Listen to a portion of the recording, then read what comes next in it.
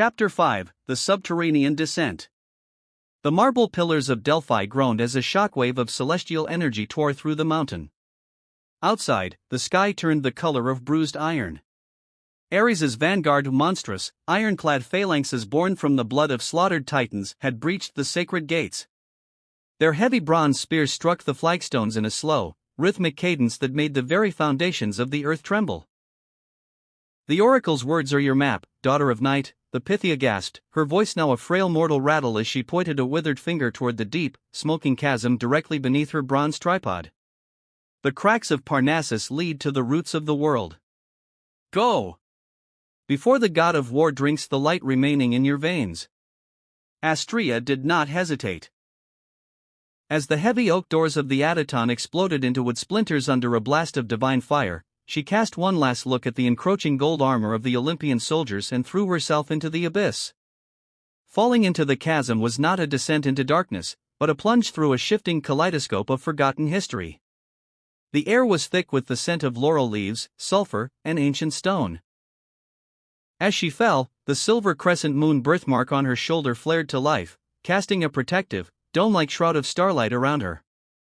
The sheer gravitational pull of the lower realms dragged her down, faster and deeper, until the roaring storm of the battlefield above faded into an absolute, crushing silence.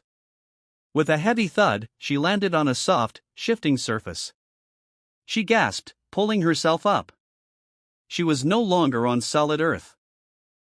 She was standing on the black sand shores of a subterranean ocean that stretched into an infinite, starless horizon. This was the Styxian Deep, the forgotten oceanic arteries that ran beneath the mortal world, directly connecting the roots of Greece to the sunken ruins of the older gods. The water before her was completely still, black as ink, yet glowing with a faint, bioluminescent purple current. "You walk the path of the dead, yet your pulse beats with the rhythm of the living," a deep, melodic voice echoed across the water. Out from the purple mist glided a vessel made from the ribcage of a leviathan. Standing at the helm was a figure wrapped in a shroud of grey gossamer, not Charon, the ferryman of souls, but an elder shade of the deep. "I am the keeper of the sunken threshold," the shade said, raising an oar carved from whalebone. "The High King has sealed the upper oceans.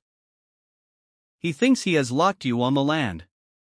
But he forgot that the night flows beneath the stone. Take me to the temple of Nyx," Astraea commanded, her voice steadying as her divine lineage asserted itself over her mortal fears. "The shard of my mother's crown calls to me. I can feel its coldness in my marrow." The shade bowed low. "Step aboard, Lady of the Eclipse.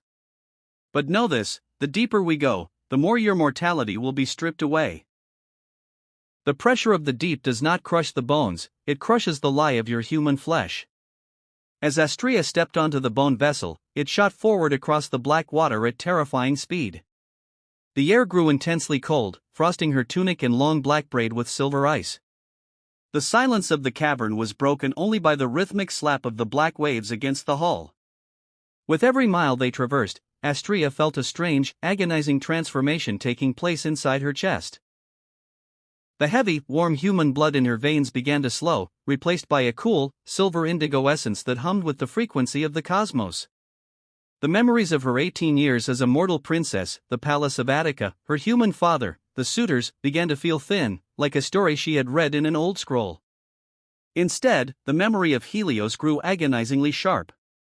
She remembered the exact density of his golden armor, the smell of his fiery skin, the way his lips tasted of noon and eternity.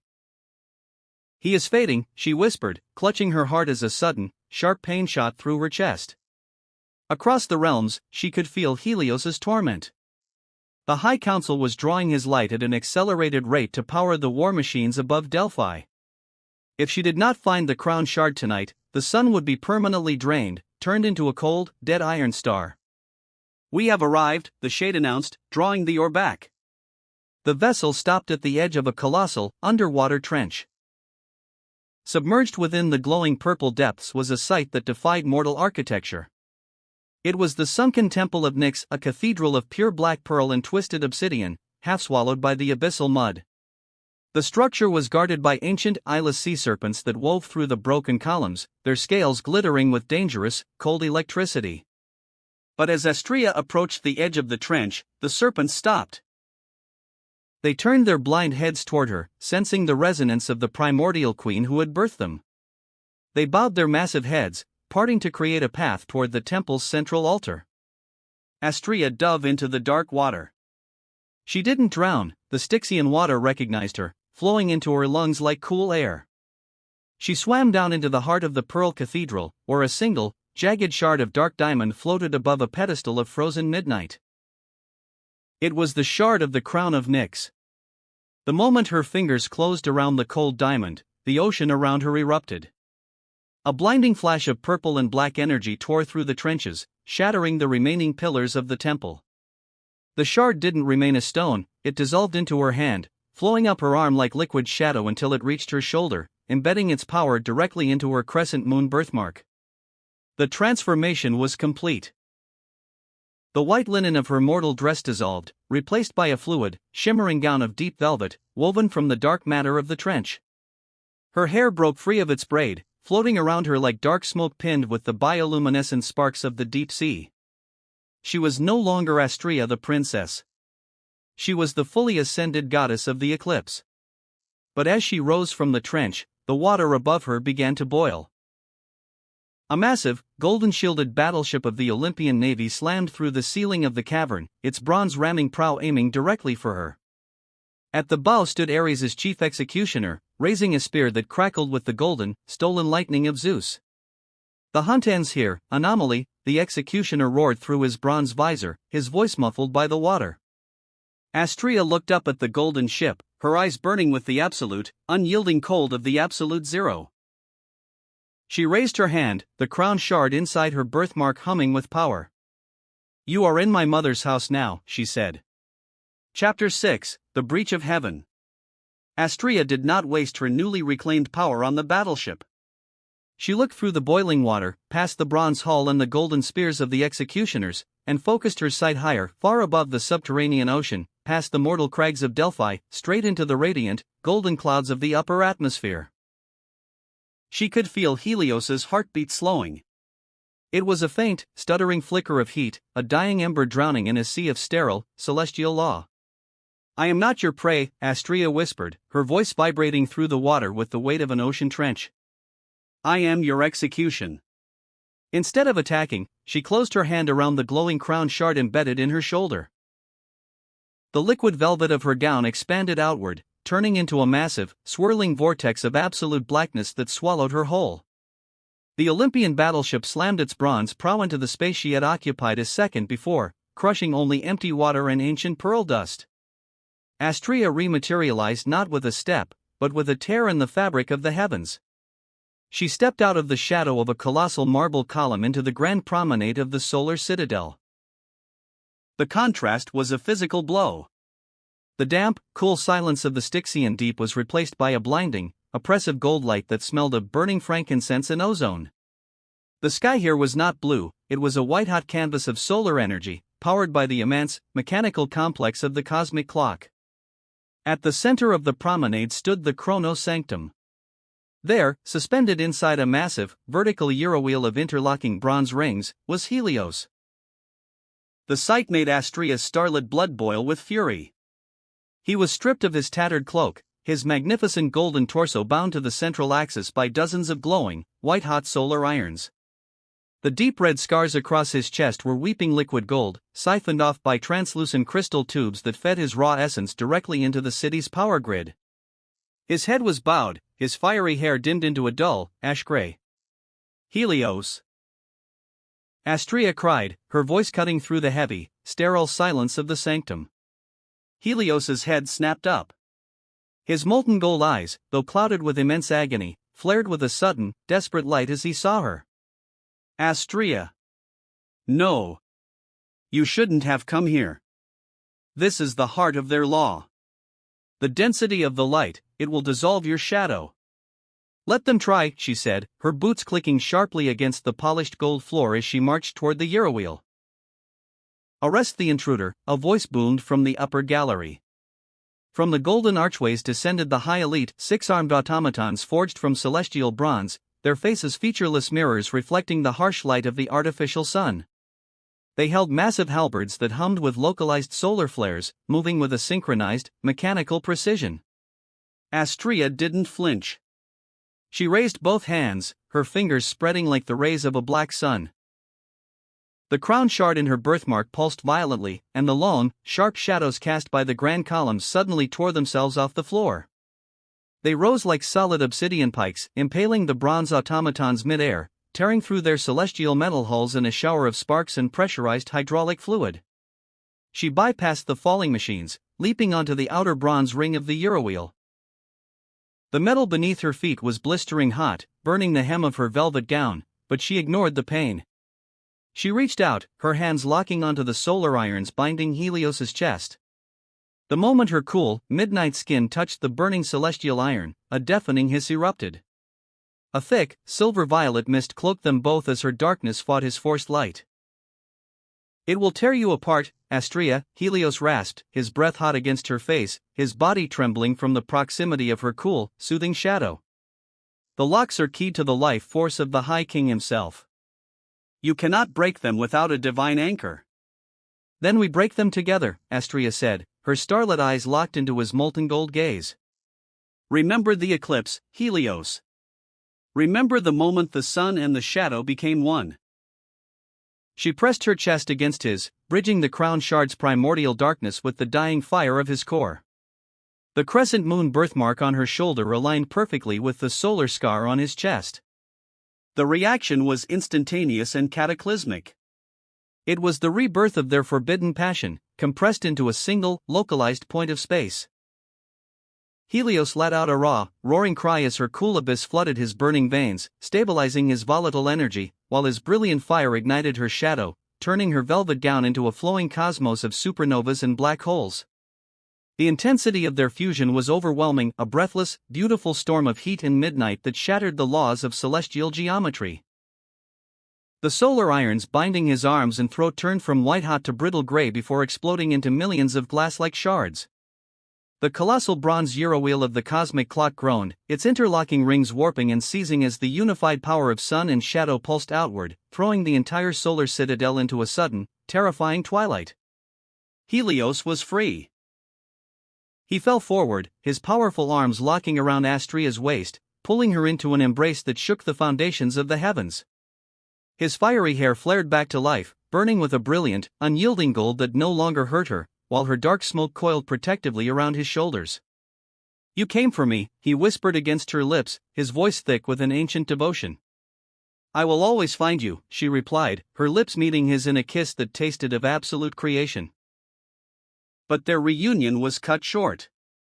The sky above the sanctum split open as a massive, blood-red chariot drawn by 8 stallions of fire descended through the clouds.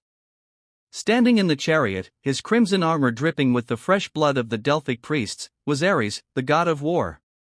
He raised a colossal, jagged broadsword that thrummed with the screams of 1,000 fallen empires. "The lovers are reunited," Ares laughed, a terrifying, metallic sound that rattled the remaining columns of the sanctum. "Splendid. It saves me the trouble of hunting you separately. The High King wants your cores, and I want your blood." Chapter 7, The Twilight Skirmish. Ares did not wait for an answer. He threw his head back and laughed, a sound like bronze shields clashing on a blood-soaked field. He cracked his obsidian reins, and his 8 fire stallions charged down the golden promenade, their hooves striking sparks that turned into miniature firestorms. "Stand behind me," Helios commanded, his jaw tightening as his golden skin flared with a protective, blinding heat. "Never again," Astraea replied, her voice echoing with the cool authority of the Styxian deep. She reached down, locking her fingers with his. "We fight as one, or we burn alone."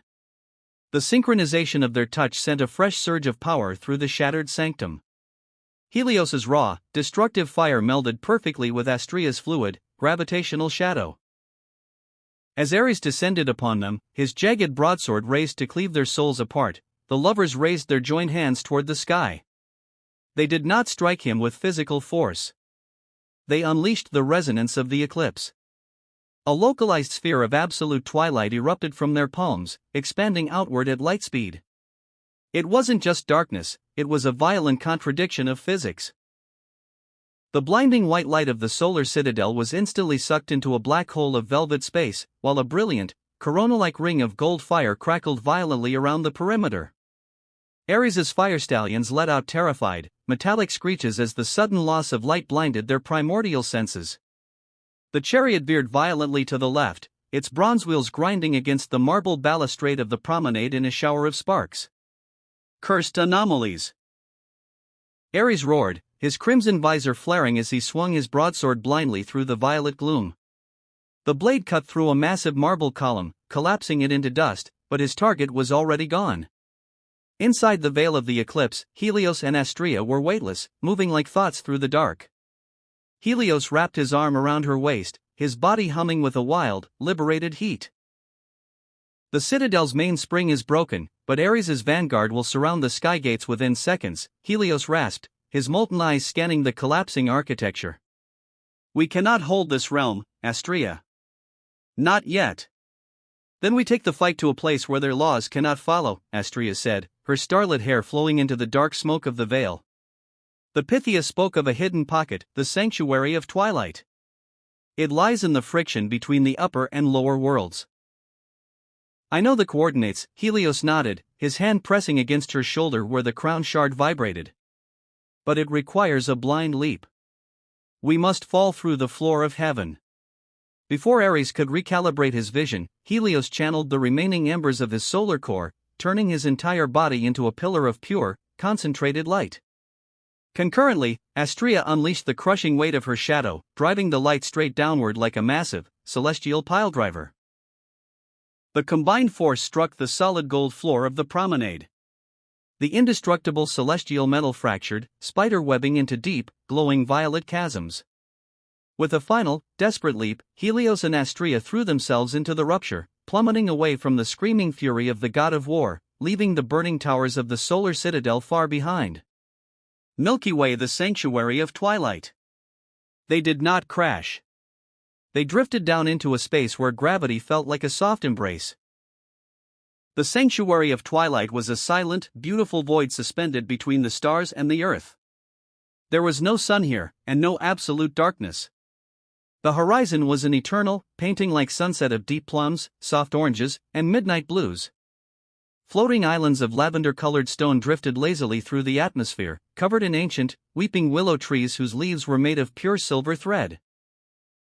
Helios collapsed onto the soft, iridescent grass of the central island, his chest heaving. The silver-gold liquid weeping from his scars had finally stopped, coagulating into a beautiful, metallic armor over his wounds. Astraea knelt beside him, her velvet gown spreading around her like a pool of ink. She placed her cool hands on his burning forehead, soothing the lingering torment of the high heavens chains. "We are safe here," she whispered, her voice soft enough to catch the wind. "Time doesn't tick in this place. The High King's clock cannot find us." Helios looked up at her, his golden hand rising to touch her cheek, his thumb tracing the soft line of her lips. The anger of the war, the agony of the cage, it all melted away under the starlit depth of her gaze. "For 10,000 millennia, I brought the light because it was my duty," Helios murmured, his voice thick with a vulnerability he had never shown to another deity. "But tonight, I realize I only want to burn if it means illuminating your face." Astraea leaned down, her black hair falling like a curtain around them, isolating them further from the universe. "Then burn for me, my son." When his lips met hers this time, there was no violence, no cosmic shockwave, only a deep, melting heat that dissolved the final remnants of their long exile. Helios pulled her flush against him, his powerful arms wrapping around her shoulders as they rolled onto the velvet moss beneath the silver willow trees. The intimacy of the sanctuary was absolute. Free from the constraints of their respective domains, their bodies began to blend in a slow, exquisitely passionate rhythm. Where his hot skin pressed into her cool thighs, her darkness rose to embrace him, cooling his fierce torment, while his brilliant light infused her veins with a golden, breathless ecstasy. Every sigh was a soft whine through the willow leaves, every touch was a new constellation born in the twilight sky above them. They lay together for what felt like hours, or perhaps centuries, completely undone, tangled in white limbs and midnight silk, two opposing forces finally finding perfect, unyielding symmetry. As they lay wrapped in the quiet afterglow, the silver leaves of the willows suddenly began to shiver. A single, crimson drop of liquid rain fell from the purple sky, striking the grass near Astraea's hand. It didn't soak into the earth, it hissed, turning into a tiny pool of boiling blood. Helios sat up instantly, his eyes narrowing as he looked toward the horizon of the pocket dimension. The beautiful sunset colors were beginning to curdle, streaked with veins of angry, jagged red. Ares is tracking the blood on his blade, Helios said, his voice dropping into a hard, defensive register as he stood up, his body radiating a fresh, battle-ready heat. He is using the slaughter of the mortal world to bridge his path into this sanctuary. The war is coming here, Astraea. Chapter 8. The Ritual of the Absolute Eclipse. The crimson rain grew heavier, hissing as it struck the lavender stone of the sanctuary. The beautiful, timeless sunset was bleeding away, replaced by an angry, pulsing red sky that smelled of iron and ozone. Ares's war drums echoed from the outer veil, a slow, deafening thump that vibrated through the silver willow trees. Helios stood at the edge of the floating island, his fists clenched as his skin flared with defensive heat.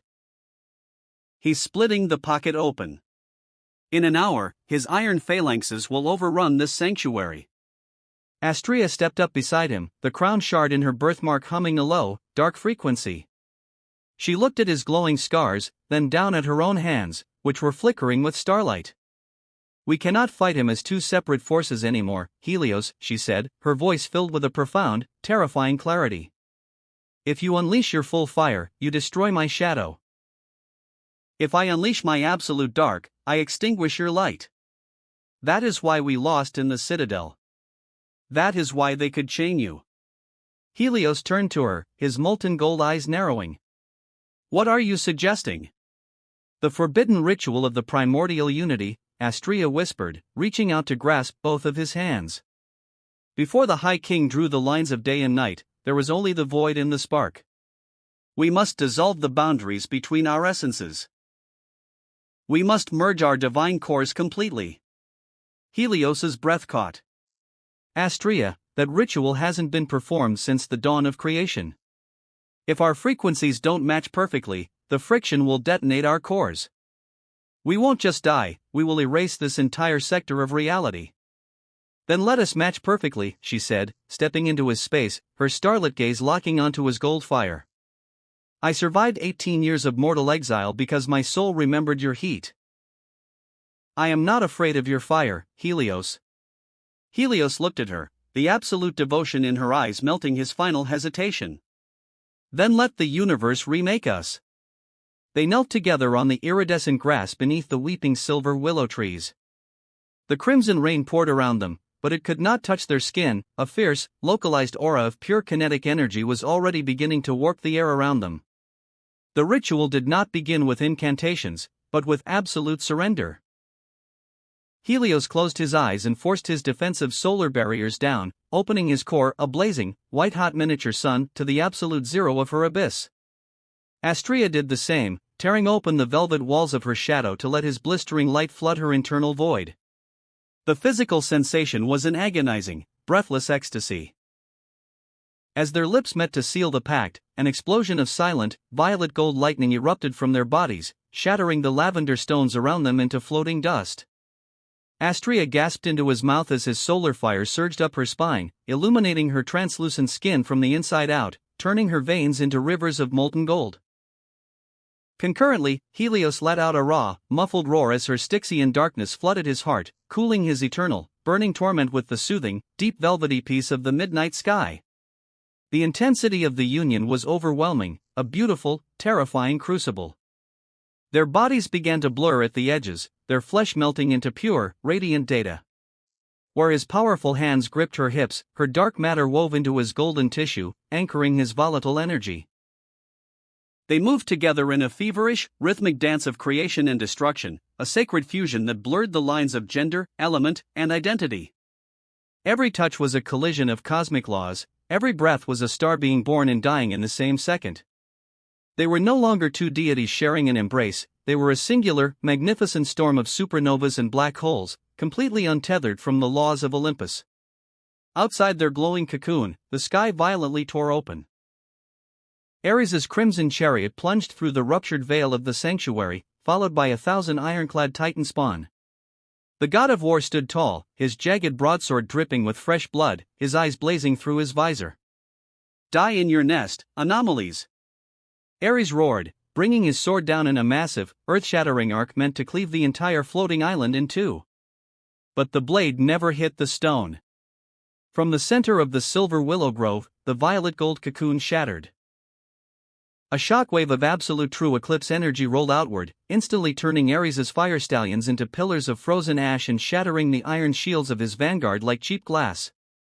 Out of the smoke stepped a singular entity. It was a form of terrifying, hypnotic beauty. The entity possessed a towering, dual-natured silhouette clad in a fluid armor woven from both polished solar gold and liquid midnight velvet. Long, flowing hair that shifted from fiery blonde to smoky black drifted around a face that carried twin gazes, one eye burning with the molten gold of the sun, the other depthless with the starlit velvet of the primordial night. When the entity spoke, it was a multitonal chord that shook the very fabric of the pocket dimension, the synchronized voices of Helios and Astraea resonating as one. "You are in our realm now, Ares." The god of war stumbled backward in his chariot, his visor cracking under the sheer gravitational pressure of the true eclipse. For the first time since his creation, the god of war felt a cold, paralyzing terror grip his immortal heart.